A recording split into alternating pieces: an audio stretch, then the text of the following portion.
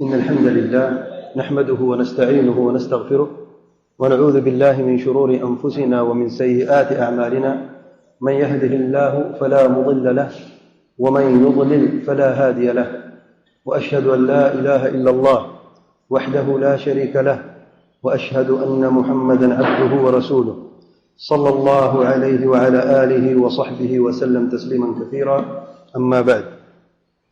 جادو کی دنیا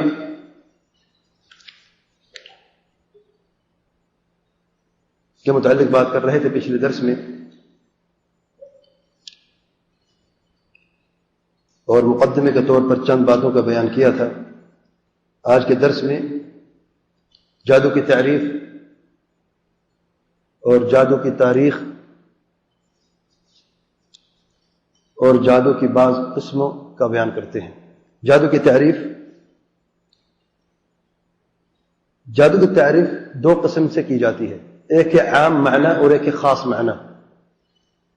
عام معنی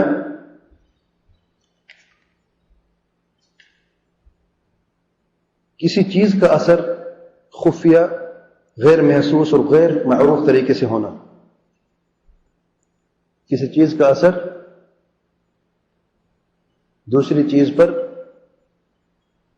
خفیہ طریقے سے، غیر محسوس اور غیر معروف طریقے سے، اسے جادو کہتے ہیں. اس کی مثال، میں نے اس موبائل کو اٹھایا ہوا ہے، اٹھانے کا طریقہ معروف ہے، محسوس ہے، میں نے اپنے ہاتھ سے اٹھایا ہوا ہے. اگر کوئی شخص کسی طریقے سے اس موبائل کو ایسے اٹھا لے جس میں اپنا ہاتھ استعمال نہ کر، نہ کوئی دوسری چیز استعمال کرے جو آپ کو ہمیں نظر آتی ہے، تو گویا اس نے کسی خفیہ طریقے سے اس موبائل پر اثر کر دیا جس کی وجہ سے یہ موبائل ہوا میں اڑ رہا ہے. اسے جادو کہتے ہیں. دوسری مثال، کوئی شخص، کسی شخص کو بازو میں درد ہے تو پیناڈول کی گولی کھا لیتا ہے یا درد کی گولی کھا لیتا ہے تو اس کا درد تھوڑی دیر کے بعد جاتا رہتا ہے. سبب کیا ہے درد کے جانے کا؟ گولی کا کھانا. معروف ہے یا نہیں معروف؟ کوئی چھپا ہوا سبب ہے؟ نہیں. لیکن اگر کوئی شخص آ کر اس پر دم کرتا ہے رقیہ شرعیہ کے ذریعے سے اور ہاتھ پھیرتا ہے، تھوڑی دیر کے بعد اس کا یہ درد جاتا رہتا ہے، کیا یہ طریقہ جو ہے درست ہے یا نہیں؟ یہ کوئی چھپی ہوئی چیز ہے، معروف اور محسوس چیز ہے؟ معروف چیز ہے، اگرچہ محسوس نہیں ہے جیسے گولی ہم کھاتے ہیں، لیکن معروف ہے کہ قرآن مجید سے اور شرعی جھاڑ پھونک سے درد چلا جاتا ہے. اس کی دلیل کوئی جانتا ہے؟ نبی اکرم صلی اللہ علیہ وسلم فرماتے ہیں، تم میں سے اگر کسی شخص کو جس میں کسی حصے میں درد ہو تو اپنا دایاں ہاتھ اس جگہ پر رکھے جہاں پر درد ہو، 3 مرتبہ بسم اللہ پڑھے. اور کون سی دعا پڑھے؟ اعوذ بعزت اللہ وقدرتہ من شر ما اجد واحاذر. 7 مرتبہ پڑھے تو اللہ تعالیٰ کے فضل و کرم سے درد جاتا رہے گا. لیکن اگر کوئی شخص اس شخص کو بلائے جس کے بازو میں درد ہے اور ایسے چٹکی بجائے اور چٹکی بجانے سے اس کا درد ختم ہو جائے، تو آپ کیا کہیں گے؟ یا کوئی تعویذ لکھے جس پہ نمبر لکھے ہیں اور اس تعویذ کے ذریعے سے اس کا درد وہ ختم ہو جائے، یا قرآن مجید کے علاوہ السلام رحمۃ اللہ کسی خفیہ طریقے سے، کسی اور طریقے سے، اشارے کے ذریعے سے یا غیر محسوس طریقے سے، غیر معروف طریقے سے اس کا علاج کرتے اس کا درد ختم ہو جاتا ہے، تو ہم کہتے ہیں یہ جادو ہے. یہ عام مفہوم ہے جادو کا. خاص مفہوم میں جادو کا مطلب ہے خاص قسم کی پڑھائی، جھاڑ پھونک، گرہ ڈالنے کے ساتھ جس کا اثر دل اور جسم پر ہوتا ہے، جس کی وجہ سے عقل، دل یا بدن میں کوئی مرض واقع ہو جاتی ہے، تو وہ شخص یا تو پاگل ہو جاتا ہے یا بیمار، مختلف بیماروں میں مبتلا ہو جاتا ہے، یا وہ مر جاتا ہے.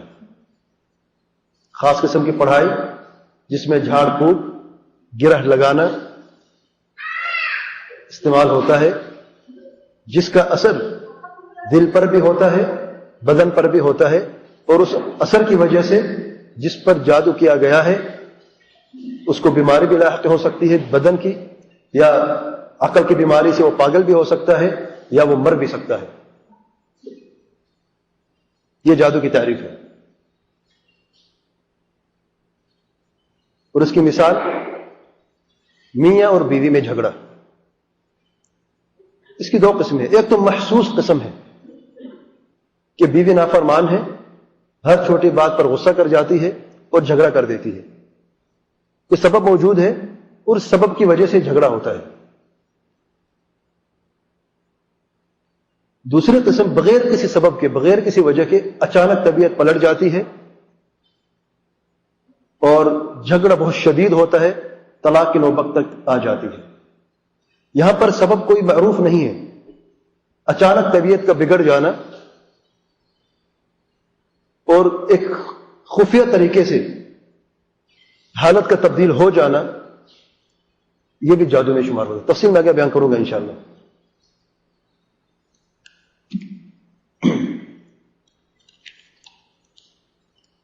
جادو کی تاریخ علماء فرماتے ہیں کہ جادو کب شروع ہوا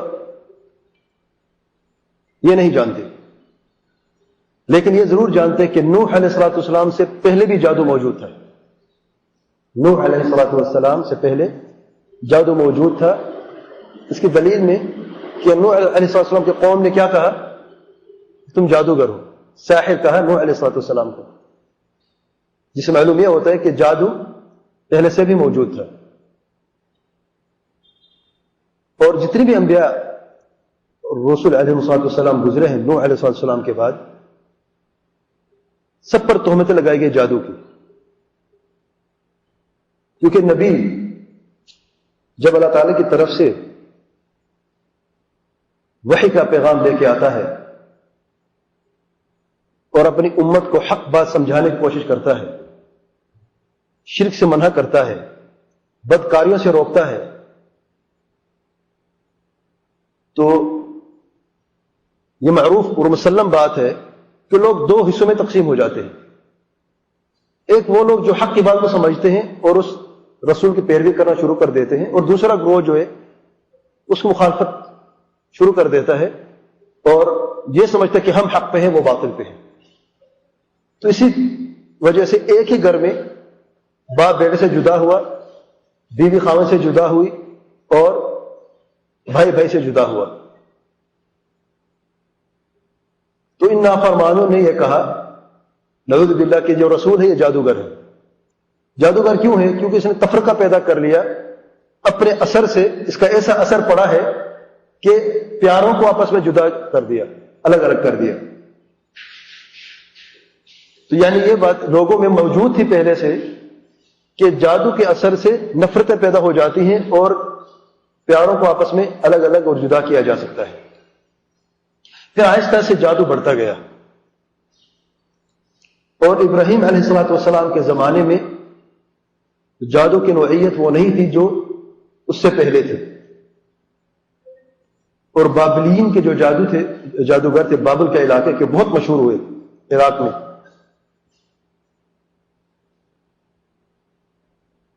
اور ابراہیم علیہ الصلوۃ والسلام نے ان سے بھی گفتگو کی۔ یہ جو جادوگر تھے یہ ان کو صابیہ کہا جاتا تھا۔ صابیہ کہتے ہیں یہ وہ گروہ ہے جو چاند اور ستاروں کی عبادت کرتے ہیں، تو جادو کے ساتھ ساتھ وہ اس شرک کا بھی ارتکاب کرتے تھے، مشرک تھے اور کافر تھے، اور ستاروں میں لوگوں کی قسمتیں بتاتے رہتے تھے، جو آج بھی بہت معروف ہے، زوڈیک اور دوسرے قسم کے جو بعض اخباروں میں بھی آتے ہیں، بعض میگزین میں بھی آتے ہیں۔ یاد رکھیے آگے بیان ہو گیا، پڑھنا جائز نہیں ہے، تفصیل آگے بیان کریں گے۔ ہاں اگر آپ اس کو رد کرنا چاہتے ہیں پھر پڑھتے ہیں تو کوئی حرج نہیں ہے، لیکن اس کو عقیدے کے اعتبار پر سچ سمجھتے ہوئے پڑھنا شرعاً جائز نہیں ہے، یاد رکھیں۔ بہرحال تو یہ شرک اور بڑھتا گیا آہستہ آہستہ، اور موسیٰ علیہ السلام کے زمانے میں چوٹی پر تھا، گھر گھر میں جادو کی بات ہوتی تھی، گھر گھر میں جادو کی بات ہوتی تھی، اور جس گھر کے اندر جادو نہ کیا جاتا وہ معیوب سمجھا جاتا کہ یہ لوگ جو ہیں یہ اچھے نہیں ہیں، اتنا پھیل چکا تھا لوگوں کے رگوں میں جادو اور جادو کا اثر اور جادو سے محبت پھیل گیا تھا۔ اور فرعون کا قصہ معروف اور مشہور ہے، جب اس نے 40 جادوگروں کو پالا ہے، پوسا ہے، اور ان کو جادو کی تعلیم ایک سب سے بڑے جادوگر سے دلوائی۔ اس نے یہ سمجھا کہ جادوگروں کے ذریعے سے میرا ملک قائم ہے، یہ مجھے بتاتے رہتے ہیں کہ کب کہاں سے کوئی خطرہ لاحق ہونے والا ہے، تو میں پہلے سے اسے پہلے سے سدباب کر دوں۔ اور آج کے دور میں بھی یاد رکھیں، بہت سارے ایسے لوگ ہیں جو کہ یہ گمان ہے کہ ان کی سلطنت اور حکومت جادوگروں کے ذریعے سے ہی چل رہی ہے، یا وہ ہر چھوٹی موٹی بات یا ہر چھوٹی موٹی مصیبت جب آتی ہے تو جادوگروں کی طرف بھاگتے ہیں۔ اگر جادو کے ذریعے سے کسی ملک کا قیام ہوتا تو فرعون کے جادوگر سب سے بڑے جادوگر تھے، یاد رکھیں پوری تاریخ میں۔ جب اس کا ملک زائل ہو گیا اور جادوگروں نے توبہ کر لی ہے حق کو دیکھ کر، تو پھر فرعون کے بعد کسی کا ملک اور سلطنت کا قیام نہیں ہو سکتا جادو کی بنیاد پر۔ بہرحال تو موسیٰ علیہ السلام کو اللہ تعالیٰ نے جو آیت اور معجزہ دیا، اس کی جنس اسی کی طرح تھی جو اس معاشرے میں جو چیز پھیلی ہوئی تھی۔ جادو پھیلا ہوا تھا، رسیاں اور لاٹھیاں پھینک دیتے تھے، سانپ بن جاتے تھے، لوگوں کو نظر آتا کہ یہ سانپ ہے، ساکن چیز کو رکھ دیتے تھے وہ متحرک نظر آتی تھی۔ تو اللہ تعالیٰ نے اس جادو کو توڑنے کے لیے، اللہ تعالیٰ کی حکمت ہے کہ اس کی نوعیت کی ہی معجزہ عطا فرمایا۔ پھر اللہ تعالیٰ کی حکمت ہے، انبیاء علیہ السلام جتنے معجزات ہیں آپ ذرا غور کریں تھوڑا سا، اسی جد سے ہوتا ہے جو اس ماحول میں چیز بہت پھیلی ہوئی ہوتی ہے۔ عیسیٰ علیہ السلام کے زمانے میں طب عروج پہ تھا، طب اور ڈاکٹری، مریضوں کا علاج اور حکمت عروج پہ تھی۔ اللہ تعالیٰ نے کون سا معجزہ عطا فرمائے؟ کوڑ کی بیماری کا کوئی علاج نہیں تھا، برس کی بیماری کا کوئی علاج نہیں تھا، طبیب عاجز ہو چکے تھے۔ عیسیٰ علیہ السلام ہاتھ پھیرتے تھے، اللہ تعالیٰ کا نام لیتے تھے، بیماری فوراً ظاہر ہو جاتی تھی۔ معجزہ ہے، آیت ہے۔ مردوں کو زندہ کرنا یہ انتہا درجہ ہے، کوئی انسان پوری تاریخ میں کسی مردے کو زندہ نہیں کر سکتا۔ جب لوگوں نے اپنی آنکھوں سے دیکھا ہے کہ عیسیٰ علیہ السلام نے بعض مردوں کو زندہ کیا اللہ تعالیٰ کے حکم سے، اللہ تعالیٰ کا نام لیتے ہوئے، تو پھر ان کو معلوم ہوا کہ واقعی عیسیٰ علیہ السلام سچے ہیں۔ تو اپنے نبی کی سچائی کو ثابت کرنے کے لیے اللہ تعالیٰ وہی معجزہ عطا فرماتا ہے جو لوگوں کو سمجھ میں بھی آئے۔ اگر یہی موسیٰ علیہ السلام کی لاٹھی جو ہے عیسیٰ علیہ السلام زمانے میں ہوتی تو اس کا اثر اتنا نہ ہوتا، کیونکہ وہ جانتے تھے کہ جادو ایک چیز سے گزر گئی ہے، اس پر ہمارا یقین نہیں ہے، یا بہت کم لوگ یقین رکھتے تھے۔ اسی طریقے سے دیکھیں عرب میں لینگویج اور زبان جو ہے وہ اس پر فخر کرتے، وہ کہتے ہیں ہم عربی ہیں اور تم عجم ہو، عجم یعنی ڈیف اینڈ ڈم، گنگے بہرے ہو تم، اور اسی پر فخر کرتے۔ اللہ تعالیٰ نے کون سا معجزہ عطا فرمایا؟ بہت سارے معجزات تھے، جو سب سے عظیم اور ہمیشہ رہنے والا معجزہ ہے کون سا ہے؟ قرآن مجید۔ اللہ تعالیٰ نے چیلنج کیا ہے کہ ایسی کتاب دکھاؤ، 10 آیتیں، چلو ایک آیت بنا کے دے دو، ایک آیت بنانے سے بھی عاجز ہو گئے. اس لیے قرآن جو معجزہ ہے جو ہمیشہ کے لیے رہے گا. بہرحال تو جادو کے متعلق بات کر رہے تھے. تو موسیٰ علیہ السلام کو اللہ تعالیٰ نے جو آیت عطا فرمائی وہ ہے لاٹھی کا سانپ میں تبدیل ہو جانا. اور ید بیضاء، اپنے ہاتھ کو اپنے آستین میں رکھتے اور جب نکالتے تو اس میں روشنی ہوتی اور یہ ہاتھ چمکدار سفید ہو جاتا.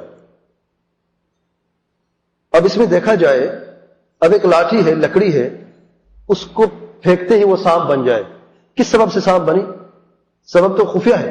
معروف سبب ہے کیا کہ کبھی لاٹھی سانپ بن سکتی ہے؟ سبب غیر معروف ہے. اور یہ ہاتھ ہے آستین اڑا کے نکالنا جو ہے سبب غیر معروف ہے. لیکن کیونکہ اللہ کی طرف سے یہ معجزہ ہے، معجزہ تھا تو یہ جادو نہیں ہے. یاد رکھیں، جادو معجزے میں فرق ہے. جادو اللہ تعالیٰ کی طرف سے ہوتا ہے اور معجزہ جو شیطانوں کی مدد سے حاصل کیا جاتا ہے. یاد رکھیں، جادو جو ہے وہ شیطانوں کی مدد سے حاصل ہوتا ہے اور معجزہ اللہ تعالیٰ کی مدد سے ملتا ہے. یاد رکھیں. تو جب موسیٰ علیہ السلام کا چیلنج ہوا فرعون کا، تو فرعون نے کہا کہ یہ جو تم نے بھی لاٹھی کو سانپ بنایا ہے اور ہاتھ کو چمکدار بنایا ہے، یہ کون سا بڑا کام کیا ہے؟ میں نے 40 جادوگر پالے ہوئے ہیں جو آپ سے بہتر ہی کام کر سکتے ہیں، تو ہو جائے مقابلہ. موسیٰ علیہ السلام نے فرمایا کہ ٹھیک ہے. جب ان سے پوچھا گیا کہ کون سا وقت، اب جو چیلنج کر رہا ہے وہ وہی کہتا ہے کہ آپ مجھے بتائیں، میں چیلنج کر رہا ہوں کہ وقت تم بتاؤ کہ کب ہونا چاہیے مقابلہ. تو موسیٰ علیہ السلام کی حکمت یہ تھی کہ ایک میلہ تھا قریب ہونے والا، تو اس میلے میں اور اس اجتماع میں جہاں پر بہت زیادہ لوگ اور بستی اکٹھی ہو جائے تاکہ سارے کے سارے لوگ دیکھ کر ان پر اثر ہو. کیونکہ ان کی دعوت جو ہے اگر فرعون نہیں قبول کرنا چاہتا تو لوگ دیکھ لے کہ حق کیا اور باطل کیا ہے. اور یہ جو کہتا ہے میں رب ہوں، روح کا دعویٰ کہتا ہے، اور یہ جو جادوگروں کی مدد سے اپنی سلطنت کا قیام کر رہا ہے، تو یہ سب کو معلوم ہو جائے کہ یہ جو ہے یہ باطل ہے. وقت کون سا تھا؟ جگہ تو وہ میلہ تھا، میدان تھا. وقت الضحى، اور ضحى کا چاشت کا وقت، یہ وہ وقت ہوتا ہے بہترین وقت جس میں ہر چیز واضح نظر آتی ہے. اگر ابھی ہم باہر جا کے دیکھیں تو سورج چبھتا ہے آنکھوں کو اور بات چیزیں واضح نظر نہیں آتی اور زیادہ دیر تک آپ آنکھیں نہیں کھول سکتے. لیکن جب سورج ٹھنڈا ہوتا ہے اور ضحى کا چاشت کا وقت ہوتا ہے تو اس میں ہر چیز صاف نظر آتی ہے اور سورج کی روشنی آنکھوں کو چبھتی بھی نہیں ہے. تو ضحى کا وقت مقرر کیا. لوگ جمع ہوئے، جادوگر جمع ہوئے. ایک طرف 40 جادوگر، ایک ہاتھ میں رسی اور ایک ہاتھ میں لکڑی، اور دوسری طرف موسیٰ علیہ السلام اور ان کے پیچھے ان کا بھائی ہارون علیہ السلام اور ہاتھ میں لاٹھی. جادوگر نے فرعون اس دن سے پہلے یعنی میدان میں آنے سے پہلے فرعون کو کہا اگر ہم کامیاب ہو جائیں تو کیا ملے گا؟ فرعون کیا دے سکتا تھا ان کو؟ سب سے بڑا انعام کیا تھا ان کے لیے؟ کہ فرعون کے مقرب ہو جائے، قریب ترین ہو جائے. اور فرعون نے کہا تم میرے سب سے اچھے دوست ہو گئے تم لوگ. ان کو کیا چاہیے تھا؟ تو موسیٰ علیہ السلام نے دیکھے اب مقابلے میں آمنے سامنے کھڑے ہیں، وہاں پر نصیحت کی جا رہی ہے. سبحان اللہ. تو یہ درس ہے ہمارے لیے کہ مقابلے مناظرے ہوتے ہیں، لیکن شاید ہم نصیحت بھول جاتے اس وقت میں بھی. تو نصیحت پہلے کرنی چاہیے کہ اللہ تعالیٰ سے ڈرو. بعض اوقات مناظرہ ہوتا ہے کہ غیر اللہ کو پکارنا شرک ہے یا نہیں. اس سے پہلے کہ مناظرہ شروع ہو مخالف کو نصیحت کرنی چاہیے. ہو سکتا ہے کہ نصیحت ابھی مان جائے اور مناظرہ شروع کرنے سے پہلے وہ توبہ کر لے. یہ نہ گمان کریں کہ یہ نہیں ہو سکتا. ہو سکتا ہے، کیوں نہیں ہو سکتا؟ اللہ تعالیٰ کی کن فیکون ہے کہ نہیں. تو نصیحت پہلے ہے. تو موسیٰ علیہ السلام نے ان کو نصیحت کی اللہ تعالیٰ سے ڈرو. تم جو کرنے جا رہے ہو جادو ہے اور یہ پائیدار نہیں ہے، زیادہ دیر نہیں رہے گا. اللہ تعالیٰ سے ڈرو. تو اس نصیحت کی ایک چھوٹی سی چنگاری دل میں بیٹھ گئی. دیکھیں آغاز نصیحت کا تھا لیکن مانے نہیں. تو انہوں نے کہا اے موسیٰ تم پھینکتے ہو یا ہم پھینکیں؟ اب مقابلہ شروع ہو گیا. اب ہم سے برداشت نہیں ہوتا کیونکہ کامیابی ہمارے سامنے ہے. جو سانپ آپ نے بنایا ہے وہ ہم 40 نہیں 80 بنائیں گے. تو موسیٰ علیہ السلام نے فرمایا ہے القوا ما انتم ملقون، جو تم نے پھینکنا ہے پھینکو، دکھاؤ کہ تم کیا کر سکتے ہو. تو انہوں نے اپنی لکڑیاں اور رسیاں پھینک دی. اور لوگوں نے دیکھا کہ زمین جو ہے وہ سانپوں سے بھر گئی. میدان پورا، یعنی 40 لوگ ہیں اور 2 ہاتھ ہیں، ایک میں لکڑی اور ایک میں رسی ہے، تو 80 سانپ چلتے ہوئے نظر آ رہے ہیں. فأوجس في نفسه خیفہ، تو موسیٰ علیہ السلام کو تھوڑا سا ڈر لگا. تو اس آیت میں ڈر کا مطلب یہ نہیں ہے کہ وہ ڈر گئے کہ وہ ناکام ہو گئے، نعوذ باللہ. اللہ تعالیٰ کے نبی ہیں، اللہ تعالیٰ کے کلیم ہیں، اللہ تعالیٰ سے بغیر گفتگو کرتے ہیں. ان کو کبھی ڈر نہیں تھا کہ ناکام ہو، بلکہ ڈر یہ تھا، یہ انسانی فطرت ہے کہ جو کچھ انہوں نے کیا ہے اب لوگ تو وہی دیکھیں گے، میں بھی تو سانپ بنوں گا لکڑی کو تھوڑی دیر کے بعد، یہ لکڑی تو سانپ بن جائیں گی، تو دونوں میں فرق کیا ہوگا؟ میں کیسے ثابت کر سکوں گا یہ جادو ہے اور یہ معجزہ ہے؟ اب عوام سمجھتے ہیں یہ چیزیں، جاہل کہاں سمجھتے ہیں؟ جاہل تو ہر چیز کو برابر سمجھتے ہیں نا. اب ایک لکڑی آپ نے پھینکی سانپ بن گئی، ایک لکڑی میں نے پھینکی سانپ بن گئی، کیا فرق ہے دونوں میں؟ فاوجس فی نفسہ خیفہ، تو ڈرنے کی وجہ یہ تھی، وہ نہیں تھی جو بعض لوگ سمجھتے ہیں.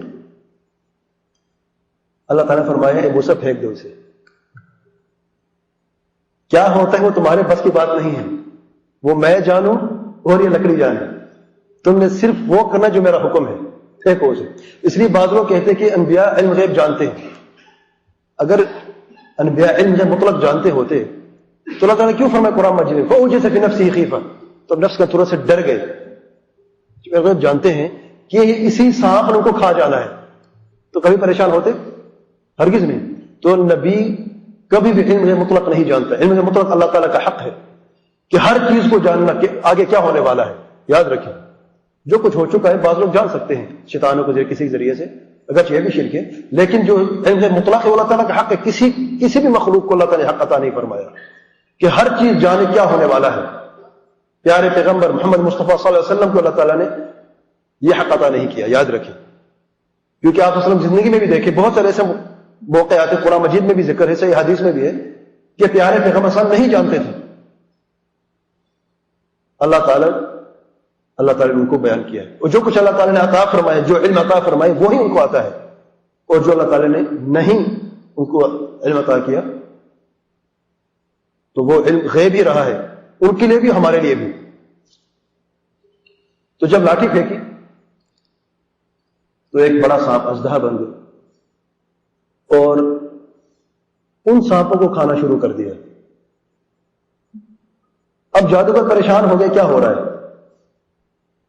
جادوگر کا جادو جو تھا وہ آنکھ کا دھوکہ تھا. وہ حقیقتاً یاد رکھیں لکڑی کو رسی کو سانپ میں تبدیل کوئی بھی طاقت نہیں کر سکتی، کیونکہ لکڑی کو لکڑی کس نے پیدا کیا ہے؟ اللہ تعالیٰ نے. اور رسی کو رسی کس نے پیدا کیا ہے؟ اللہ تعالیٰ نے. سانپ کو سانپ کس نے پیدا کیا ہے؟ اللہ تعالیٰ نے. تو کوئی بھی مخلوق رسی کو سانپ بنا نہیں سکتی، اس کی حقیقت کو تبدیل نہیں کر سکتی. جادوگر یہ جانتے تھے، لیکن جب جادوگروں نے دیکھا کہ وہ سانپ جو موسیٰ علیہ السلام کی طرف سے آیا ہے، جو لاٹھی سانپ میں تبدیل ہوئی ہے، وہ حقیقت سانپ بن گئی ہے، آنکھوں کا دھوکہ نہ تھا. اور اس کی دلیل کیا ہے کہ اس نے دوسرے سانپوں کو کھانا شروع کر دیا. کیا لکڑی بھی کبھی لکڑی کو کھاتی ہے؟ اور کھانے کا مطلب یہ نہیں کہ جلا دینا، یعنی اس کو نگل لینا اپنے اندر. جیسے کہ سانپ کبھی دیکھا سانپ کو کوئی چیز کھاتے ہوئے، انڈا کھاتے ہوئے، کسی کھاتے ہوئے اس کو نگل لیتا ہے. تو 80 سانپ وہ ایک سانپ کھا گیا. جادوگروں نے اور کچھ نہ کر سکے، سجدے میں گر گئے اور کہا آمنا برب ہارون و موسیٰ، ہم ایمان لے آئے ہیں کہ موسیٰ علیہ السلام اور ہارون علیہ السلام دونوں سچے نبی ہیں، یہ اللہ تعالیٰ کے نبی ہیں. اور ہم نے اسلام اور ایمان قبول کر لیا اور دار اسلام میں داخل ہو گئے. اب فرعون کیا کرے؟ دیکھیں عجز کی انتہا، کمزوری کی انتہا. اب ظالم بادشاہ کیا کر سکتا ہے؟ سوائے تکلیف اور سزا سنانے کو کچھ کر سکتا ہے؟ تو کیا تہمت لگائے؟ میں جانتا ہوں کہ پہلے سے تمہاری ملی بھگت تھی ہے، تو پہلے سے ملے ہوئے تھے تم، یہ جو تم نے کیا ہے یہ پہلے سے مجھے پتا تھا تم نے ایسا کرو گے. یہ تم دونوں نے مل کے ایسا کیا ہے کہ تم لوگوں نے سجدہ کرنا ہے اور پھر یہ اقرار کرنا ہے کہ ہمارے ایمان ہے اللہ تعالیٰ پر، لیکن اس کی سزا ضرور ملے گی. سزا کیا ہے؟ ابھی توبہ کر لو، لوگوں کے سامنے اعتراف کر لو کہ ہم نے مل کے یہ سب کیا ہے، اور تہمت لگاؤ موسیٰ علیہ السلام پر تک لوگ متنفر ہو جائیں.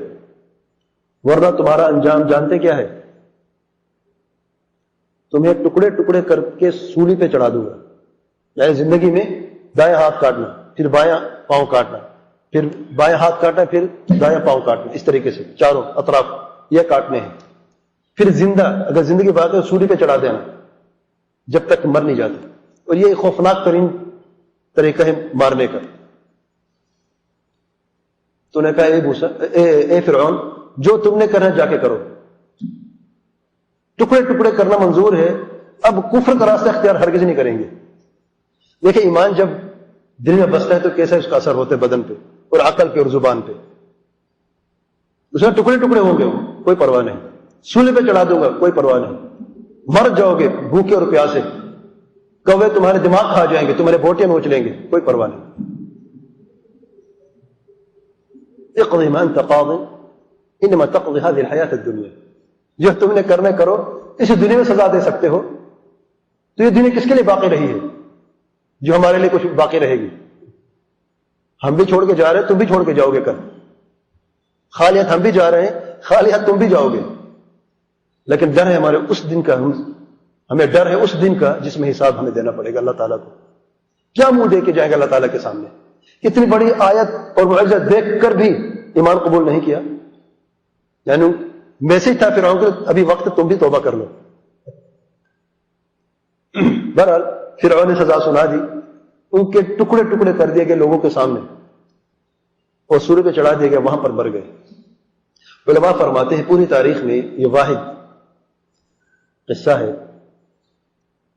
جس میں صبح کے وقت یہ لوگ جہنمی تھے، جب نیند سے اٹھے کس تیاری میں اٹھے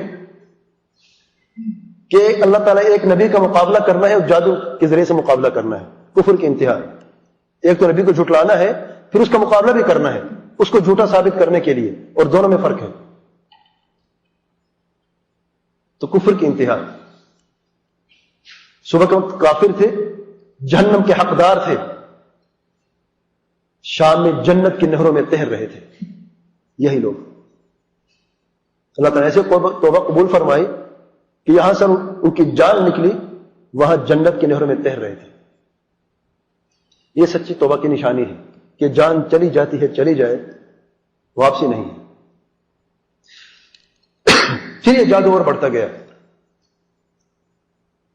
اور سلیمان علیہ السلام کے زمانے میں جادو کا اتنا اثر زیادہ ہو گیا کہ جادو کی کتابیں بھی لکھی گئیں. جادو کیسے کیا جاتا ہے، کالا جادو کیا ہوتا ہے، اس کے لیے اسپیشلسٹ بھی بنائے گئے. یہ بھی ابھی الگ کرنے کا اسپیشلسٹ ہے.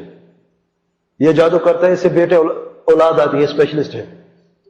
یہ رزق کے لیے اسپیشلسٹ ہے. متخصصین ہو گئے، تخصص ہو گئے سب کے. جیسے آج ڈاکٹر میں اسپیشلسٹ ہیں، یہ بچوں کا ڈاکٹر ہے، یہ پیٹ درد کا ڈاکٹر ہے، آپریشن کا ڈاکٹر، اس طریقے سے مختلف ہیں. اس زمانے میں جادو اتنے عروج پر پہنچ گیا تھا تو کتابیں بھی لکھی گئی، اس کی تدریس بھی ہوتی تھی، درس و تدریس بھی ہوتا تھا. علم کے طور پر جادو جو ہے اتنا پھیل گیا، جیسے آج کل اکیڈمی ہوتی ہے کسی چیز کی، جادو کی بھی اکیڈمی تھی. اس طریقے سے لوگ تعلیم دیتے جادو کی. تو جب سلیمان علیہ السلام کو نبوت ملی تو انہوں نے سب سے پہلے اس جادو کا خاتمہ کیا. جتنی بھی کتابیں تھیں سب کو جمع کیا اور اپنے تخت عرش جو کرسی اس کے نیچے دفن کر دیا تاکہ کوئی پہنچ نہ سکے. کسی کی جرات ہے کہ سلیمان علیہ السلام گھر سے چوری تو ہو سکتی ہو جائے، لیکن تخت کے نیچے سے کوئی چوری کر سکتا ہے؟ کوئی جن، کوئی درند، کوئی پرند، کیونکہ اللہ تعالیٰ نے ان کے تابع کر دیے تھے، درندوں کو اور پرندوں کو، جنوں کو، شیطانوں کو تابع کر دیا تھا سلیمان علیہ السلام کی. اور یہ دعا سلیمان علیہ السلام نے خود اللہ تعالیٰ سے مانگی کہ اللہ تعالیٰ مجھے ایسا ملک عطا فرمانا جو کبھی کسی کو عطا نہیں کرنا بعد میں. تو اللہ تعالیٰ نے ایسا ملک عطا فرمایا ہے، ایسی بادشاہت تھی کہ صرف زمین کے اوپر نہیں بلکہ ہوا بھی تابع تھی، جن بھی تابع تھے، پرند بھی تابع تھے.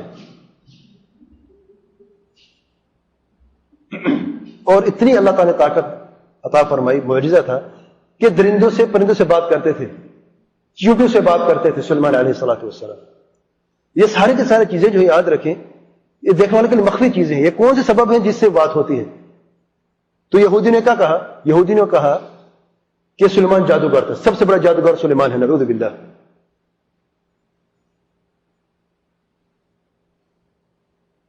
اس لیے جب قرآن مجید میں سلیمان علیہ السلام کا ذکر انبیاء کے ساتھ ہوا تو یہودی نے سب سے پہلے مخالفت کی ہے کہ محمد صلی اللہ علیہ وسلم ہم کیسے مانیں کہ تو سچا ہے؟ آپ تو یہ فرماتے قرآن اللہ تعالیٰ کی وحی ہے، اور آپ نے ذکر کیا ہے سلیمان علیہ السلام اللہ تعالیٰ کے نبی ہیں. وہ تو جادوگر تھے، جادوگر کا نبی ہو سکتا ہے، ہم نہیں مانتے. اس لیے اللہ تعالیٰ نے، بلکہ یہودی نے بات کہاں سے پھیلی پتہ ہے آپ کو؟ جب سلیمان علیہ السلام نے اپنے کرسی کے نیچے اور تخت کے نیچے کتابوں کو دفن کر دیا تاکہ نہ کتابیں رہیں گی نہ علم بڑھے گا، اور سخت سزائیں سنا دی جادوگروں کو، اور لوگ ڈرنا شروع ہو گئے کیونکہ سزا بہت سخت تھی. آپ جانتے ہیں کہ جن بھی سزا دیتے تھے، شیطان بھی ڈرتے تھے اور جن بھی ڈرتے تھے، اور عام لوگ بھی ڈرتے تھے، بدکار سب ڈرتے تھے. تو جب ان کی وفات ہوئی سلیمان علیہ السلام کی، تو شیطان نے یہ کہا کہ یہ جو طاقت تھی سلیمان علیہ السلام کے پاس، یہ سارے کے سارے طاقت جادو کے ذریعے سے تھی، اور اسی جادو کے ذریعے سے ہی درند اور پرند پر ان کا قبضہ تھا، جنوں پر قبضہ تھا، شیطانوں پر قبضہ تھا. جو لوگ یہ خزانہ چاہتا ہے اور ایسا بادشاہ بننا چاہتا ہے، اور سلیمان علیہ السلام جادوگر تھے، اس کی دلیل یہ ہے کہ اس زمین کو کھودو جو اس کے تخت کے نیچے ہے، وہاں پر آپ کو جادو کی کتابیں ملیں گی. سبحان اللہ. جب واقعی اس زمین کو کھودا گیا وہاں سے یہ کتابیں نکلی ساری. تو یہودی نے کہا کہ سلیمان جادوگر ہے، نعوذ باللہ. یہ اللہ تعالیٰ کی طرف سے امتحان تھا کہ نبی کی نبوت کو جاننے کے بعد اگر کوئی تمہیں شک و شبہ میں ڈالا کہ نبی نہیں ہے، یہ جادوگر ہے، کیا تم اس کے بعد مان لو گے؟ یہ امتحان ہے. اتنی طاقت اور معجزات دیکھنے کے باوجود بھی یہودیوں کے قدم پھسل گئے، اور انہوں نے کہا کہ واقعی یہ ثبوت ہے کتابیں ان کے تخت کے نیچے سے نکلی ہے. اس لیے وہ چھپا کے گئے، چھپ چھپ کے یہی کتابیں پڑھتا تھا سلیمان علیہ السلام، اللہ تعالیٰ کے نبی نہیں تھا. اور پھر اسی جادو کا آغاز ہوا دوبارہ سے، جو وقتی طور پر رک گیا تھا، اور پھر یہ اس طریقے سے پھیلا پوری دنیا میں کہ آج آپ دیکھتے ہیں کہ کافر تو کافر، کیونکہ ہندو بھی جادو کرتے ہیں، یہودی بھی جادو کرتے ہیں، عیسائی بھی جادو کرتے ہیں، لیکن مصیبت یہ ہے کہ بعض مسلمان یا اکثر مسلمان بھی جادو کرتے ہیں. کافر تو ویسے کافر ہے، اسے اللہ تعالیٰ کو کیا جانا ہے، وہ کیا مانا ہے اللہ تعالیٰ کو، وہ تو ویسے بے ایمان ہے. لیکن مسلمان کلمہ پڑھنے کے بعد وہ اس راستے کو کیوں اختیار کرتا ہے؟ شرک، کفر اور بدعات اور خرافات کے راستے کو. یہ وہ راستہ ہے جو آسانی سے جہنم کی طرف جاتا ہے، اور چلنے والے کو پتہ نہیں چلتا کہ وہ پھسلتا جاتا ہے، اچانک جہنم کی تہ میں پڑا ہوتا ہے. اور یہ جو سارا قصہ میں نے بیان کیا تاریخی، یہ ابن اسحاق نے اپنی تاریخ میں اس کو بیان کیا ہے اس طریقے سے.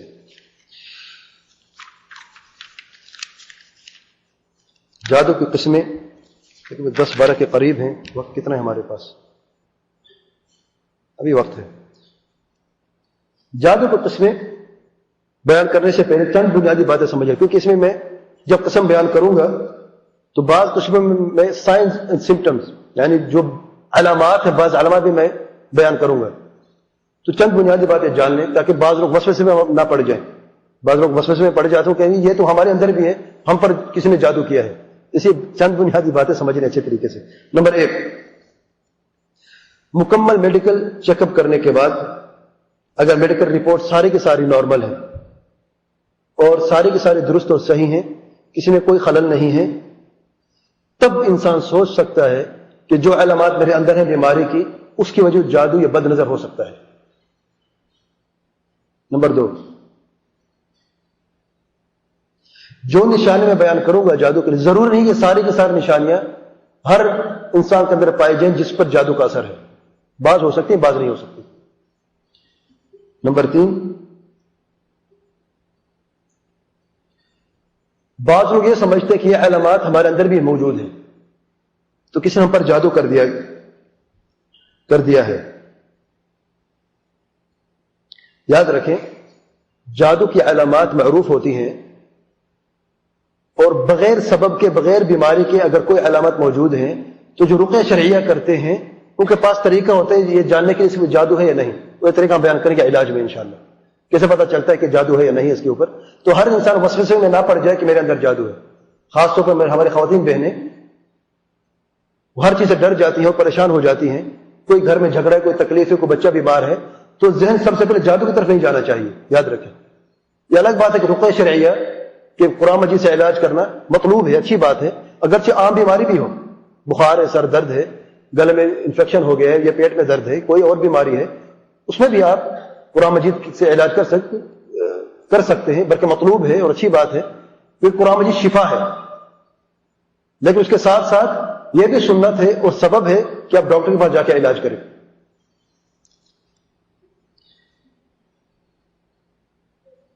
تو جادو کی قسمیں، نمبر 1، اجمالی طور پر جادو کی جو قسمیں 2 کی جاتی ہیں۔ نمبر 1، سحر حقیقی، حقیقی جادو، جس میں سچائی ہوتی ہے، یعنی دھوکہ نہیں ہوتا، اور اس کا اثر بھی ہوتا ہے صحیح طریقے سے، اس کو کہتے ہیں سحر حقیقی۔ اور اس کی مثال جس کا ذکر اللہ تعالیٰ نے کیا ہے قرآن مجید میں، یعلمون الناس السحر، آیت السحر میں، بابل کے علاقے میں ہاروت اور ماروت دو فرشتے تھے جو کہ اللہ تعالیٰ نے متعین کر دیا، امتحان تھا لوگوں کے لیے، جو لوگوں کو تعلیم دیتے تھے جادو کی، اور وہ پہلے سمجھا دیتے تھے کہ ہم یہ برا کام آپ کو سکھا رہے ہیں تو بچ کے رہنا، پہلے منع کر دیتے تھے تاکہ حجت نہ رہے ان کے اوپر، اور یہ بھی بتاتے تھے کہ اس کے بعد کیا ہونے والا ہے، اللہ تعالیٰ کی کتنا گناہ، کتنا آپ کو سزا ملنے والی ہے۔ لوگ پروانہ کا جادو سیکھتے۔ سحر البابلین جو ہے، اس کو کہتے ہیں سحر البابلین، بابل کے علاقے کے جادوگر تھے، بہت معروف اور بہت یعنی جادو کی جو انتہائی درجے کے بدترین قسم تھی نا وہ کرتے تھے، جسے کالا جادو کہتے ہیں، جس سے انسان کی موت واقع ہو جاتی ہے عام طور پہ۔ اس میں جو سب سے بڑی قسم تھی، جو موت سے بھی بڑی تھی، جس کا ذکر قرآن مجید میں کیا، کہ میاں بیوی میں جدائی پیدا کرنا۔ انسان مر جاتا ہے تو اس کی فیملی پر اس کی جدائی کا اثر ہوتا ہے، بس بچوں پر بھی وقتی طور پر ہوتا ہے، بعد میں وہ ختم ہو جاتا ہے، کیونکہ مر تو ہر انسان نے جانا ہے، پھر انسان اپنے نارمل روٹین میں واپس آ جاتا ہے۔ لیکن جس کے ماں باپ جدا ہو جائے تو ایک نفرت ان کے دل میں رہتی ہے، بدلے پہ اتر آتے ہیں، بچوں پر برا اثر ہوتا ہے، اور پھر معاشرے میں ان کا اثر پھیل جاتا ہے، برائی کا اثر، جادو بھی پھیلتے، بدکاریاں پھیلتی، نافرمانیاں پھیلتی ہیں۔ تو اس لیے یہ اس جادو سے بھی بڑھ کر ہے جس سے موت واقع ہوتی ہے، کہ میاں بیوی میں جدائی ہو جائے۔ اسے اللہ تعالیٰ اس کو خاص طور پر قرآن میں اس کا ذکر کیا ہے۔ تو جس جادو کے ذریعے میاں بیوی میں جدائی ہو جائے تو یہ حقیقت ہے، یہ کوئی خیال تھوڑی ہے، یہ کوئی دھوکہ تھوڑی ہے، یہ تو حقیقت ہے کہ ایسے عمل سے میاں بیوی کا تفرقہ ہوا ہے جو عمل معروف نہیں ہے، یعنی نہ تو کوئی چغل خوری کی وجہ سے ہوا ہے اور نہ ہی کوئی بدسلوکی کی وجہ سے ہوا ہے، اچانک جھگڑا ہوا اور طلاق ہو گئی، یہ جھگڑا بڑھتا گیا آہستہ آہستہ، ہر چھوٹی بات پہ جھگڑا اور حالت تبدیل ہوئی، طلاق واقع ہو گئی۔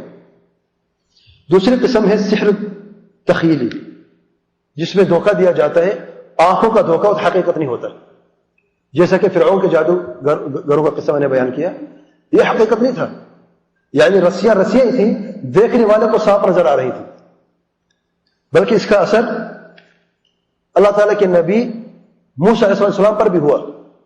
یاد رکھیں، جادو کا اثر اچھے لوگوں پر بھی ہوتا ہے، بعض لوگ کہتے ہیں نہیں، اچھے لوگوں، نیک لوگوں پر جادو کا اثر نہیں ہوتا۔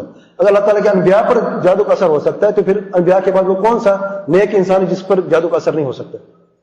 نبی کریم صلی اللہ علیہ وسلم پر جادو کا اثر ہوا، یہودی عورت نے جادو کیا تھا، اور موسیٰ علیہ السلام کا پر بھی جادو کا اثر ہوا کہ ان کو لاٹھیاں اور رسیاں ہلتی ہوئی صاف نظر آ رہی تھی. اللہ تعالیٰ فرماتے سورہ طٰہٰ میں یخیل الیہ من سحرہم انہا تسعی، کیونکہ جادو کی وجہ سے یخیل الیہ انہا تسعی کہ یہ رسیاں اور لکڑیاں جو ہیں یہ ہل رہی ہیں، چل رہی ہیں.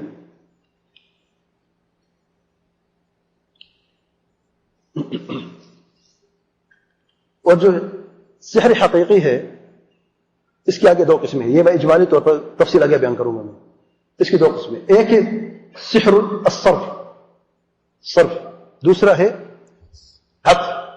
ایک ہے تفریقہ کا جادو، صرف یعنی تفریقہ پیدا کرنا دو کے بیچ میں، جیسے کہ قرآن کی آیت میں میاں اور بیوی کے بیچ میں تفریقہ پیدا کرنا.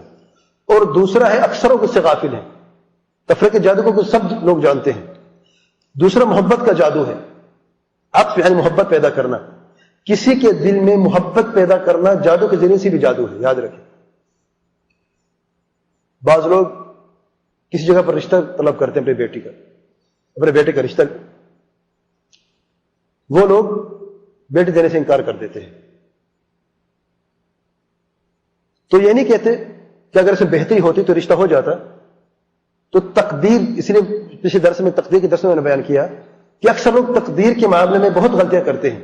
اور تقدیر کے متعلق جو ارکان ایمان کا چھٹا رکن ہے اس کے متعلق کبھی سوچا بھی نہیں کہ ہم نے زندگی کیسے بسر کرنی ہے تقدیر کے ایمان پر. جس مسلمان کا ایمان تقدیر پر مضبوط ہے تو کبھی بھی اس کا جادو کی طرف یا نافرمانی کی طرف قدم نہیں اٹھے گا، یاد رکھیں. اس کی مثال ہمارے سامنے ہے. اب بیٹے کا رشتہ اس نے نہیں دیا اور انکار کر دیا تو یہ کہنا چاہیے تھا اگر اس بہتری ہوتی تو رشتہ ہو جاتا. لیکن نہیں، بعض لوگ جادو کا راستہ اختیار کرتے ہیں. نہیں، اس نے کیسے انکار کیا؟ لڑکی پسند ہو تو یہ ہم لے کے رہیں گے، دوسرا راستہ نہیں ہے.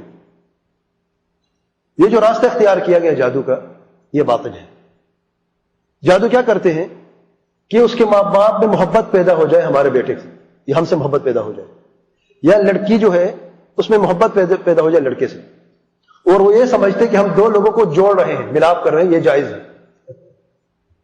جیسا کہ دو لوگوں میں دو محبت کرنے والے میں تفریقہ کرنا جائز نہیں ہے، اسی طریقے سے دو لوگ جو آپس میں نفرت کرتے ہیں ان کو اس طریقے سے جوڑنا بھی جائز نہیں ہے. ایک شخص اپنے ایک لڑکی فلان لڑکے سے شادی نہیں کرنا چاہے، اس کو پسند نہیں ہے، تو وہ کون سا اچھا عمل آپ کرنے جا رہے ہیں جو جادو کے ذریعے اس کے دل کے اندر محبت پیدا کر دے؟ کون سا اچھا عمل ہے؟ یہ مجبور کرنا ہے کہ نہیں؟ زبردستی ہے کہ نہیں؟ اور زبردستی ظلم ہے کہ نہیں؟ ظلم ہے. تو جادو کا ظلم الگ، زبردستی کا ظلم الگ، اور ظلم کا ظلم الگ. یہ سارے مختلف ظلمات بعض و فوق بعض، اندھیرے ہیں اور نافرمانیاں اور گمراہیاں ہیں. تو جیسا کہ دو کے بیچ میں تفرقہ پیدا کرنا جادو ہے اور جائز نہیں ہے، اسی طریقے سے دو کے بیچ محبت پیدا کرنا بھی جادو ہے، جائز نہیں. تفرقے میں بعض لوگ سمجھتے ہیں صرف میاں بیوی یا باپ بیٹے میں تفرقہ یا نفرت. میرے بھائی یہ بات اس سے بھی بڑھ چکی ہے. بعض لوگ جادو کرتے ہیں تاجروں پر کہ یہ جو کانٹریکٹ ہے مجھے ملے اس کو نہ ملے، جادو کے ذریعے سے نفرت پیدا کرا دیتے ہیں اور وہ اس کانٹریکٹ کو لیتا نہیں ہے. ایسے لوگ بھی موجود ہیں. بعض لوگ جادو کرتے ہیں دوستوں میں کہ ان کی دوستی ٹوٹ جائے، ختم ہو جائے. بعض لوگ جادو کرتے رشتہ داروں کے بیچ ان کا جو رشتہ ہے اس میں خلل پیدا ہو جائے، یہ بڑا نافرمان بن جائے. تو بات صرف میاں بیوی میں نہیں ہے صرف، یا باپ بیٹے میں نہیں ہے. اس کی ہر وہ صورت جس میں دو لوگوں کے بیچ میں تفریقہ پیدا کرے، کوئی بھی صورت ہو چاہے، اسے کہتے ہیں سحر التفریق، نفرت کا جادو. اور ہر وہ صورت جس میں دو لوگوں سے محبت پیدا کرنا مقصود ہو، اسے کہتے ہیں سحر المحبت، سحر الصرف. اس کی ایک صورت جو اکثروں کو سے چھپی ہوئی ہے، میاں بیوی میں محبت پیدا کرنے کے لیے جادو کرنا، یہ بھی جائز نہیں ہے. یاد رکھیں. بعض لوگ سمجھتے ہیں تو میاں بیوی، اور خاص طور پہ عورتیں، والدہ جو ہے وہ جاتی ہے جادوگر کے پاس، کہتی ہے بھائی میرے بیٹے اور بہو کا آپس میں جھگڑا ہے تو وہ جو ایسا کوئی عمل دیں، ایسا کوئی راستہ دکھائے جس سے محبت پیدا ہو جائے. میرا بھائی ظلم ہے.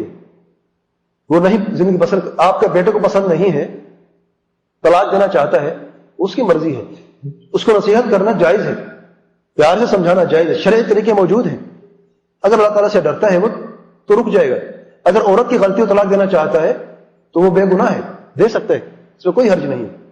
اور اگر عورت طلاق لینا چاہتی ہے، اس کو پسند ہی نہیں ہے، پہلے دن سے جھگڑے موجود ہیں، تو آپ زبردستی کر کے محبت پیدا کر کے کون سی اچھی زندگی دینا چاہتے ہیں؟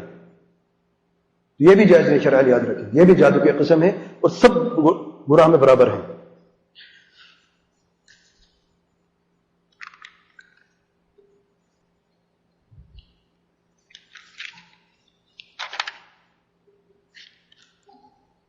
اب آتے ہیں تفصیل کی طرف۔ سحر التفریق، جدائی کا جادو، اس کی چند علامتیں ہیں۔ نمبر 1، اچانک حالات کا تبدیل ہو جانا۔ خوش تھا گھر میں، ابھی گھر سے نکلا بالکل ٹھیک ٹھاک تھا، پچھلی زندگی ہماری بڑی اچھی گزری ہے، لیکن اچانک اب یہ آیا ہے، گھر میں داخل ہوا ہے، یا وہ گھر میں داخل ہو تو اس کی بیوی جو ہے یا جس کے اوپر جادو کیا گیا اس کی حالت اچانک تبدیل ہو گئی، اس کے چہرے کی رنگت، اس کا موڈ، اس کے بات کرنے کا انداز، اس کے اخلاق، اس کا ادب، سب کچھ، سب کے اندر بگاڑ پیدا ہو گیا، اچانک تبدیلی ہونا۔ نمبر 2، کثرت سے شک کرنا، ہر بات پہ شک، ہر بات پہ شک۔ فون اٹھایا شک کیا، پہلے ایسا نہیں تھا، بیوی نے فون اٹھایا، کس نے فون کیا، کیوں کیا؟ پہلے تو ایسا نہیں ہوتا تھا، جس سے بات کرتی تھی، جب بھی ہوتی، جس وقت بات کرتی کبھی اس نے پوچھا کیونکہ شک کرتے نہیں تھا، تو کثرت سے شک کا پیدا ہو جانا۔ نمبر 3، عذر کو نہ ماننا، اگر وہ کوئی عذر پیش کرے، بھئی دیکھیں ایسا ہوا ہے، آپ غلط فہمی ہوئی ہے، اس کو سننا ہی نہیں، پہلے سے ہی جھگڑ لینا اور اسی بات کبھی نہ سننا۔ نمبر 4، چھوٹی باتوں کو بڑا کر دینا۔ اچھا، پہلے ایسا نہیں تھا، یہی شخص تھا، بڑی بات کو چھوٹا کر کے ختم کر دیتا تھا، اب یہی شخص ہر چھوٹی بات کو بڑا سمجھتا ہے اور اسی پر جھگڑا شروع ہوتا ہے، اسی پہ ختم ہوتا ہے۔ نمبر 5، اگر بیوی پر یا اس پر جادو کیا کہ بیوی سے نفرت کرے، تو بیوی کو جب بھی دیکھے گا اس کا دل تنگ ہو جائے گا دیکھتے ہی، اور اسے ہمیشہ بری نظر آتی ہے، اگرچہ وہ بیچاری بند سور کے خوبصورتی کے میک اپ استعمال کر کے سامنے آئے تو اس کو اچھی نہیں لگتی، یا جہاں پر بیوی بیٹھی ہو اگر اس کمرے میں داخل ہو تو اس کا دل تنگ ہونا شروع ہو جاتا ہے۔ اگر بھائی پہ جادو ہو کہ بھائی سے نفرت کرو، اس کو دیکھتے ہی دل تنگ ہو جاتا ہے، طبیعت بگڑ جاتی ہے۔ نمبر 6، جو کام بھی بیوی کرتی ہے یا وہ شخص کرتا ہے جس کے خلاف جادو کیا گیا ہے نفرت پیدا کرنے کے لیے، اسے برا لگتا ہے۔ کھانا اچھا پکایا ہے، غلط پکایا ہے، نمک اس میں زیادہ ہے، دوسرے دن نمک ٹھیک ہے، مرچی زیادہ ہے، تیسرے دن دونوں ٹھیک ہیں، اس میں گھی زیادہ ہے، چوتھے دن سب ٹھیک ہے، یہ کیوں پکایا؟ جو پسند ہے، وہ پتہ ہے بیگن پسند ہے، کیوں پکایا؟ پہلے کھاتا تھا، اب اس کو اچانک ناپسند ہونا شروع ہو گیا۔ تو کسی نہ کسی بات پر کوئی جھگڑے کی ایک وجہ، کوئی نہ کوئی وجہ ڈھونڈتا ہے۔ صفائی کی تو اچھی نہیں کی، پہلے تو دیکھتا نہیں تھا کہ کتنا مٹی، کتنی گندگی ہے، اب باریک بینی ڈھونڈتا ہے، دیکھیے یہاں پہ ڈسٹ ہے، ہاتھ لگا کے، گلاس کے نیچے سے ہاتھ لگا کے دیکھیں یہاں پر پانی کا قطرہ لگے، اس کو صاف خشک کیوں نہیں کیا؟ یعنی جو بھی عمل وہ بیچاری کرتی ہے اس کو اچھی نہیں لگتا۔ اور اسی طریقے سے الٹا بھی ہے، یعنی کہ صرف جادو صرف یعنی مرد پہ ہوتا ہے کہ بیوی سے نفرت کرے، یہی طریقہ یہ ہے کہ بیوی کو جو ہے مرد سے نفرت ہو جاتی ہے، اس کا ہر بات اور ہر عمل برا لگتا ہے۔ تو آپ دونوں کو ترازو پہ ڈالتے جائیں۔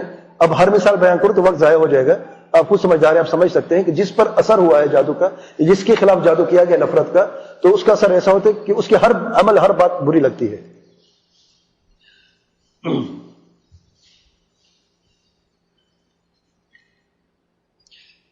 ساتواں، نمبر 7 جو علامت ہے، جہاں پر بیوی بیٹھے وہ اس جگہ کو چھوڑ کے چلا جاتا ہے،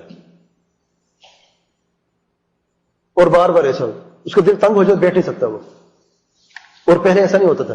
یاد رکھیے سب چیزیں اچانک ہو رہی ہیں، یہ بعض اوقات ہوتا ہے جھگڑا ہوا ہے، جھگڑے ہوتے ہیں، یہ بیوی میں آپس میں جھگڑے ہوتے ہیں، یہ تب بھی ہوتا ہے، لیکن میں یہ کہہ رہا ہوں جھگڑا کوئی نہیں ہوا، اچانک گھر سے گیا ٹھیک ٹھاک تھا، اچانک ہے تو یہ اس کی حالت تبدیل ہو گئی، بگڑ گئی۔ نمبر 8، تو یہ سب سے اہم باتیں میں نے آخر سے بیان کیا، آپ کو یاد رہے۔ نماز سے نفرت، اچانک نماز سے، نماز اچھی طرح پڑھتا تھا، باجماعت پڑھتا، نماز باجماعت پڑھنا چھوڑ دی، 5 وقت پڑھتا، 4 وقت پڑھنا شروع کر دی، گھر میں پڑھنا شروع کر دی، آہستہ آہستہ وہ بھی چھوٹ گئی۔ قرآن مجید سنتا تھا، تلاوت کرتا تھا، وہ بھی آہستہ آہستہ چھوٹ گئی۔ صدقات و خیرات دیتا تھا، آہستہ آہستہ وہ بھی ختم ہو گئی۔ نصیحت کرتا تھا، وہ بھی ختم ہو گئی۔ والدین کے فرما بردار وہاں پر بھی نافرمانی شروع ہو گئی، یعنی خیر کے اعمال اس کے لیے مشکل ہو گیا آہستہ آہستہ۔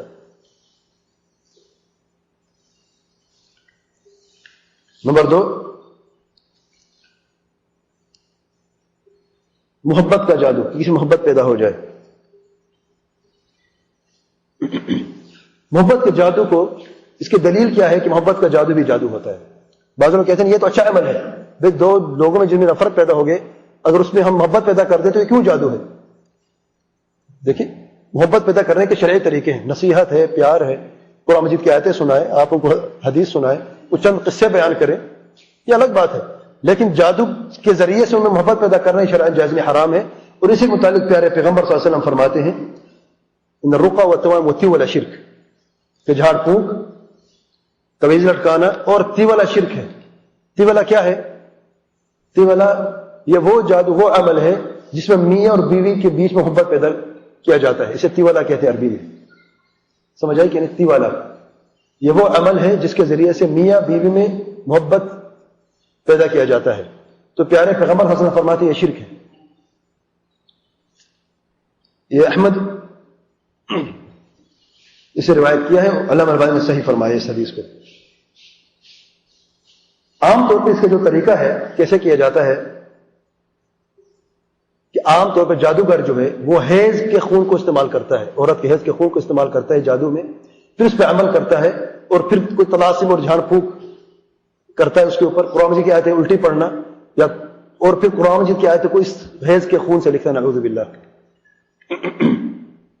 پھر اس کو کھانے میں مکس کر دیتا ہے. پینے میں تو اس کا ہو سکتا ہے کہ اس کی بو یا اس کی ٹیسٹ آ جائے، کھانے میں عام طور پہ جب، اور یاد رکھیں عام طور پہ جادو کا جو آسان طریقہ کھانے کے ذریعے ہوتا ہے، اس میں ٹیسٹ نہیں پتا ہوتا. اسی لیے پیارے پیغمبر صلی اللہ علیہ وسلم کو بھی جب یہودی عورت نے جادو کیا تو کہاں پر؟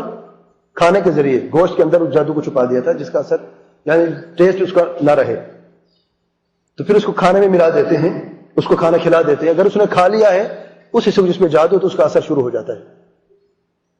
اس کے علامات کیا ہیں؟ نمبر 1 اچانک حالت کا تبدیل ہو جانا، جسے پہلے میں نے بیان کیا. نمبر 2 حد سے زیادہ محبت، اتنی محبت کہ وہ گھر سے باہر نہیں جا سکتا. جہاں پر بیوی بیٹھی وہاں پہ بیٹھا ہے جڑ کے، بھائی جاؤ کام پہ جانا ہے تم نے، جو ہی کمرے سے نکل تو دل تنگ ہو جاتا ہے، مصیبت میں پڑ گیا ہے. اس کے بس میں نہیں کہ اس کو اپنے ہاتھ سے پکڑ کے آفس میں بھی اپنے ساتھ لے جائے. تو جو ہی گھر سے نکلتے دل تنگ ہو جاتا ہے، اس کو واپس آ جاتا ہے، وہ نہیں کر سکتا. اور کچھ عرصے کے بعد بڑھتے بڑھتے اس کی یہ حالت ہو جاتی ہے کہ وہ بیوی کو اٹھنے نہیں دیتا، بس یہاں پر بیٹھی رہو. یہ انتہا درجہ ہے. نمبر 3 صبر کا ختم ہو جانا، اس کے بغیر یعنی اتنے صبر کا ختم ہوتا ہے کہ اس کو چھوڑ نہیں سکتے تھوڑے لمحے کے لیے بھی. نمبر 4 وہی نماز کا چھوٹ جانا آہستہ آہستہ، اور اعمال صالحہ کو ترک کر دینا، اسے نفرت کر دینا، اسے دور اختیار کرنا.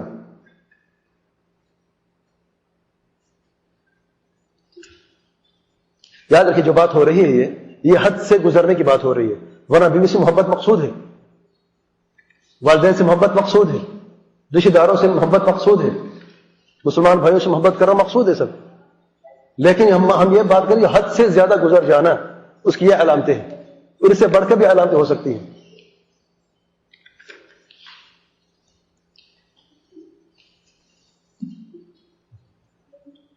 اب سب کی نظر اس طرف ہو گئی ہیں، ابھی اپر اسٹوری کام کرنا چھوڑ دے گیا آہستہ آہستہ. تھوڑا وقت باقی ہے، تھوڑا وقت ہے، زیادہ وقت نہیں لوں گا میں. تیسرے نمبر پہ ہے سحر الجنون، پاگل پن کا جادو. وہ جادو جس کے اثر سے کوئی شخص پاگل ہو جاتا ہے، اور عام طور پہ یہ بھی کھانے پینے میں اس کو شامل کر دیا جاتا ہے، کھانے پینے کے ذریعے سے، یا اس کے علاوہ اچانک کسی شیطان جن کو بھیج دیا جاتا ہے جو اس کے اندر داخل ہو جاتا ہے، اور مس کے ذریعے سے بھی یہ کافی معروف ہے. اس کا جو علامات ہے، نمبر 1 کثرت سے بھول جانا. سب لوگ کہیں ہم تو کثرت سے بھولتے ہیں. کثرت کا مطلب ہے کہ اچانک اس کی حالت تبدیل ہوئی ہے. ابھی کل تک تو اسے یہ بھی یاد تھا اس نے ناشتہ کیا کیا ہے، اب تو اسے یہ بھی یاد نہیں ہے کہ ابھی وہ کہاں سے آیا ہے، ابھی اس نے کہاں پہ جانا ہے. اس حد تک یہ زیادہ کثرت سے بھول جانا. اشرود الذہنی، کہ اس کی عقل ایک جگہ ٹکتی نہیں، اس کی سوچ. ابھی یہ بات کر رہا ہے تو اچانک بات کرتے کرتے کہیں اور پہ چلا، کسی اور بات پہ چلا جائے گا، اور پھر وہ بات ختم ہوئی کسی اور بات کی طرف چلا جائے گا. شروع الذہنی سے کہتے ہیں. کہ ایک جگہ پر اس کی عقل ٹکتی نہیں ہے. اس کے ساتھ نمبر 3 شدید سر کا درد، اچانک سر کا درد ہونا، سر میں درد ہونا، بھاری پن محسوس کرنا. اس کا مطلب یاد رکھیں بلڈ پریشر اور باقی چیزیں چیک کرنی ہے پہلے سے. یہ میں وہ علامتیں بتا رہا ہوں کہ میڈیکل چیک اپ آپ کروا چکے کچھ بھی نہیں ہے. یہ نہ کہ بلڈ پریشر کا مریض ہے اس کا سر میں درد ہو وہ کہ مجھ میں جادو ہوا ہے. اس لیے میں نے شروع سے یہ تنبیہ کر دی ہے، بات اچھی طرح سمجھنا ہے. جو ساتھی دیر سے آئے ہیں وہ بھی سمجھ لیں کہ پہلے میں بیان کر چکا ہوں یہ چیزیں.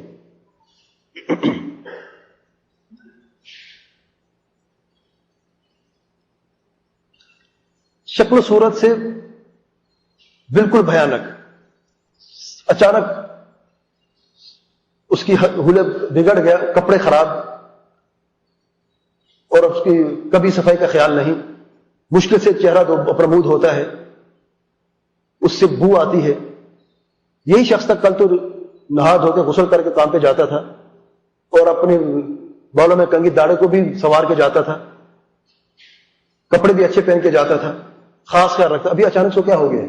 اچانک حالت بگڑ گئی ہے اور گندگی کو، یعنی جہاں پر بو ہے وہاں پر زیادہ بیٹھتا ہے، گندگی جگہ پر زیادہ بیٹھتا ہے، کپڑوں پہ نجاست لگی ہے، گندگی لگی، اس کو پرواہ نہیں ہوتا، کپڑے اتارتا نہیں ہے. ایک جگہ پر ٹک کے نہیں بیٹھنا، یہاں پر بیٹھا ہے اچانک اٹھ کھڑا وہاں پر بیٹھے ہوئے، بے سکونی، عجیب سی بے سکونی ہے.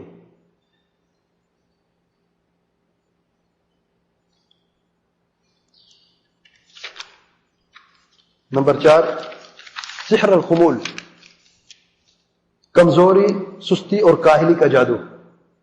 بعضوں کا جادو کا اثر ایسا ہوتا ہے کہ پاگل تو انسان نہیں ہوتا، لیکن اس کا اثر ایسا کہ انسان کمزوری محسوس کرتا ہے، کاہلی اور سستی. اچانک تندرست تھا، کوئی بیماری نہیں، کچھ بھی نہیں ہے، اب اس کو اٹھنا دشوار ہو گیا ہے. تھوڑی دیر چلتا ہے اس کا سانس پھول جاتا ہے، چکر آنا شروع ہو جاتے ہیں. کوئی کام کرنا چاہتا ہے، اس کو چاہت بھی، اچھا کام اسے لگتا ہے، اب انہیں نہیں کرنا چاہتا. کل تک فٹ بال کھیلتا تھا، آج وہ اسے نفرت کرنا شروع کر دیا، میں نہیں چاہتا بھی ہے کھیلنا لیکن طاقت نہیں ہے، سستی ہے. پھر ایسے ایسے نفرت پیدا ہو جاتی ہے، وہ عمل چھوڑ دیتا ہے. دوسری نشانی یہ ہے کہ وہ الگ بیٹھنا پسند کرتا ہے، لوگوں میں بیٹھنا نہیں. اچانک دیکھیں گے کہ بڑا سوشل انسان تھا، لوگوں میں بیٹھتا تھا، بات کرتا تھا، اچانک وہ آہستہ آہستہ جو ہے وہ دور ہوتا گیا اور علیحدگی پسند کرنا شروع کر دیا. اب علیحدہ رہنا وہ زیادہ پسند کرتا ہے. اس میں بھی سر کا درد ایک نشانی ہوتی ہے، اور غیر طبعی طریقے سے کاہلی اور سستی، غیر طبعی. بعض اوقات انسان تھک جاتا ہے، ہر تھکاوٹ بھی جادو نہیں ہوتی، یاد رکھیں. میں غیر طبعی کی بات کر رہا ہوں، جو حد سے بہت زیادہ ہو. بیماری بھی نہیں ہے، بلڈ پریشر بھی ٹھیک ہے، کوئی تکلیف بھی نہیں، کوئی بیماری بھی نہیں ہے، لیکن آپ دیکھیں کہ بھئی اس کو کیا ہو گیا اچانک. دیکھنا محسوس کرتا ہے کہ اس کے اندر کوئی مشکل ہے. پانچویں قسم کا جادو ہے سحر المرض، مرض کا جادو، کہ اس میں کوئی بیماری پیدا ہو جاتی ہے. اس کے جو علامات ہیں، نمبر 1 اچانک جسم کے کسی حصے میں درد کا شروع ہو جانا، اور شدید درد اچانک. یاد رکھ میڈیکل چیک اپ کرواتے ہیں، سب سے پہلے میڈیکل چیک، جتنے علامات میں نے بیان کیے سب سے پہلے ڈاکٹر کے پاس جانا ہے. میں علاج میں یہ بات پھر دہراؤں گا، میں بار بار یہ کہہ رہا ہوں. یہ اس وقت میں بات کروں جب میڈیکل ٹیسٹ سارے نارمل ہو، کچھ بھی نہیں ہے، اچانک پورے جسم میں یا جسم کسی ایک حصے میں جادو درد کا ہو جانا، اور شدید درد کہ انسان برداشت نہ کر سکے.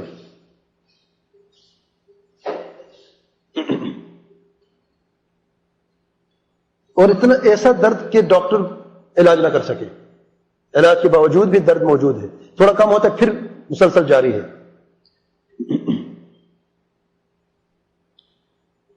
اس میں مرگی کے دوڑے بھی پڑتے ہیں. مرگی دوسری نشانی ہے کہ اتنا شدید درد ہوتا ہے، یا درد نہیں تو مرگی ہوتی، مرگی کے دوڑے پڑتے ہیں، انسان بے ہوش ہو جاتا ہے. یا درد نہیں تو جسم کا ایک حصہ یا پورا جسم میں شلل ہو جاتا ہے، بالکل عاجز، حرکت سے انسان عاجز ہو جاتا ہے، پیرالسس ہو جاتا ہے. پیرالسس کہتے ہیں کمزوری کو، ایک حصہ اچانک کمزور ہو گیا، یا پورا حصہ بالکل ناکارہ ہو گیا، اچانک جو ہے وہ کام کرنا چھوڑ دیا اس نے، تو اس کو شلل کہتے ہیں.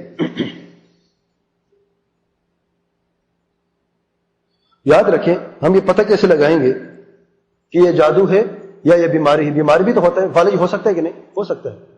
کیسے پتہ چلے گا؟ میڈیکل ٹیسٹ کے ذریعے سے. اب ڈاکٹر کے پاس جاتے ہیں، وہ آپ کا CT اسکین کرتے ہیں یا اپنے طریقے سے وہ جانتے ہیں ٹیسٹ کر کے، پتہ لگتا ہے کہ یہ فالج ہے، یہ جادو نہیں ہے۔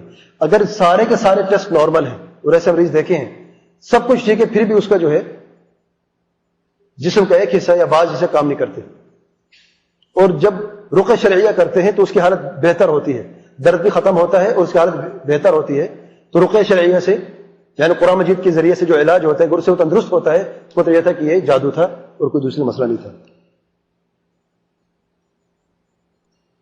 یعنی جب رقیہ شرعیہ آپ شروع کرتے ہیں، اگر اس میں شروع میں اس کو چکر آنا شروع ہوتے ہیں، اس کے مرض بگڑنا شروع ہوتی ہے، اس کا مطلب یہ ہے کہ اس کا تعلق میڈیکل سے نہیں، اس کا تعلق کسی اور چیز سے ہے، کیونکہ شیطان جو ہے، کیونکہ یہ بھی شیطان کے ذریعے سے ہوتا ہے، انسان جن جو ہے شیطان داخل ہو جاتا ہے اس کے ذریعے سے ہوتا ہے۔ جب قرآن یہ پڑھتے تو اسے تکلیف ہوتی ہے، جب اسے تکلیف ہوتی ہے تو مریض کو تکلیف ہوتی ہے، یاد رکھیں۔ تو شروع میں مریض کی مرض تھوڑی سی بڑھتی ہے، تکلیف ہوتی ہے، اس کو قے آنا شروع ہو جاتی ہے، سر میں درد بڑھ جاتا ہے، اس کا بازو ہے یا ٹانگ جس میں درد ہے وہ تھوڑا بڑھ جاتا ہے، اس کو چکر آنا شروع ہو جاتے ہیں۔ یہ سارے علامات، اس کے اندر کوئی مشکل ہے، اور مشکل کیا ہے؟ کوئی جادو ہو سکتا ہے، یا جن کا کوئی عصیب ہے، یا بدنظر یا کوئی اور چیز ہے، یعنی میڈیکل مسئلہ نہیں ہے۔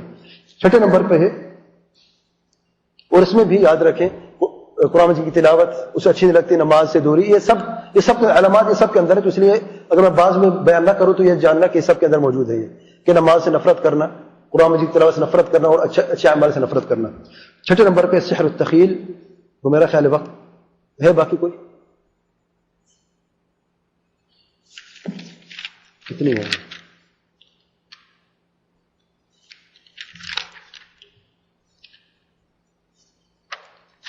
اتنا کافی، اگر درس میں انشاءاللہ پورا کروں گا میں۔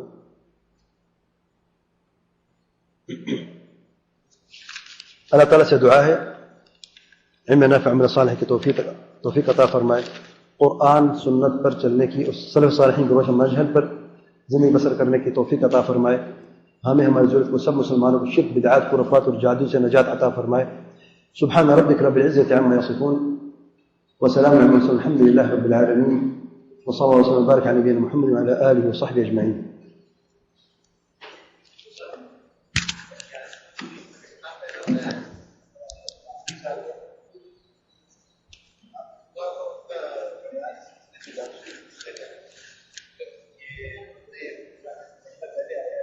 میں سن رہا ہوں جی ہاں۔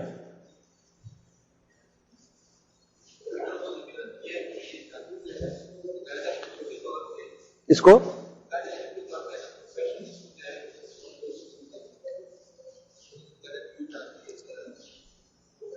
آپ نے سنا ہے؟ وہ خود سنا ہے؟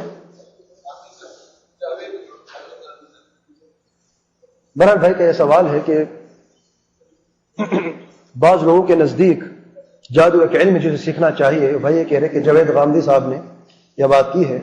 یاد رکھیں جادو یا متعلق اللہ تعالیٰ نے فرمایا قرآن مجید میں، اگر یہ لوگ واقعی قرآن مجید کو حق سمجھتے ہیں اور یہ کہتے کہ ہم قرآنی ہیں، اور تو ان کو سمجھنا چاہیے کہ جادو کے مطابق اللہ تعالیٰ قرآن میں واضح الفاظ میں فرمایا ہے وما کفر سلیمان ولکن الشیاطین کفروا یعلمون الناس السحر۔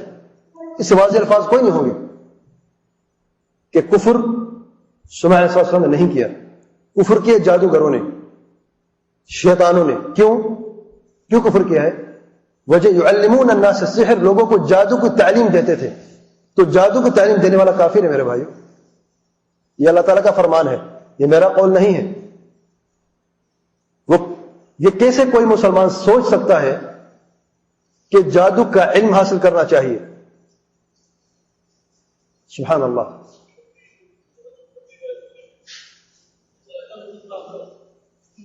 ہم یہ تو نہیں کہتے کہ کون کافر کون مسلم ہے، لیکن یہ ضرور کہتے ہیں کہ ایسی بات کرنا، یاد رکھیں یہ کم علم جہالت کی انتہا ہے۔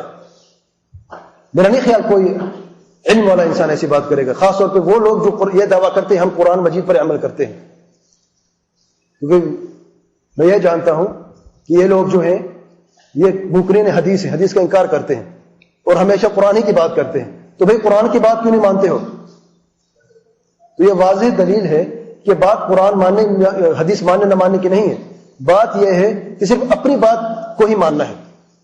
چاہے اللہ تعالیٰ کا فرمان قرآن مجید میں ہو، اس کو بھی موڑ توڑ کے اپنی عقل کے مطابق اس کو بیان کرنا ہے، اس میں تحریف اور تاویل پیش کر کے۔ اب اس واضح آیت میں جو وہ تفصیل بیان کرنا چاہے، جو وہ تحریف کرنا چاہے، ان کی مرضی ہے، لیکن الفاظ واضح ہیں. وما كفر سلیمان ولكن الشياطين كفروا يعلمون الناس السحر. واضح الفاظ ہیں. یہ بات بالکل درست نہیں ہے اور غلط بات ہے. کہنے والا کوئی بھی ہو، ویسے کوئی غرض نہیں ہے، لیکن جادو کا علم حاصل کرنے والا، جادو کرنے والا انسان کفر کا ارتکاب کرتا ہے. سبحانك اللهم وبحمدك اشهد ان لا اله الا انت استغفرك واتوب اليك.